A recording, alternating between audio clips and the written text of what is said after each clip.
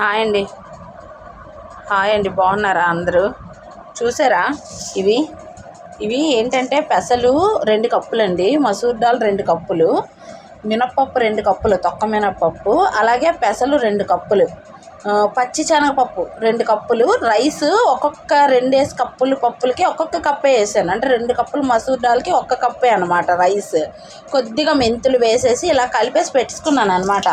ఇదేంటంటే నైట్ చక్కగా నానబెట్టేసాం అనుకోండి, మార్నింగ్ చక్కగా రుబ్బేసుకొని ఒక హాఫ్ అన్ అవర్ పక్కన పెట్టేసుకొని దోశలు వేసుకోవచ్చు. చాలా మెత్తగా సాఫ్ట్గా వస్తాయి అన్నమాట.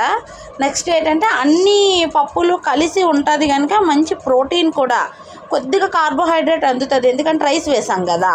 దానివలన మెంతులు కూడా యూస్ఫుల్లే, మార్నింగే తింటాం కనుక. ఇవి చక్కగాను పిల్లలకి ఎస్పెషల్ చాలా మంచిది.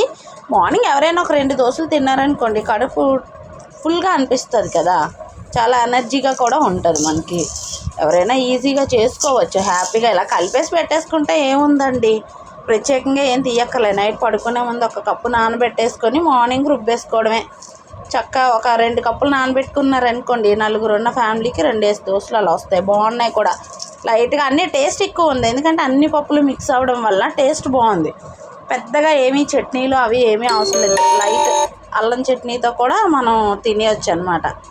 చాలా బాగుందండి, ట్రై చేయండి అందరూ. సబ్స్క్రైబ్ చేయొచ్చు కదా, ఎవ్వరు కామెంట్స్ పెట్టండి.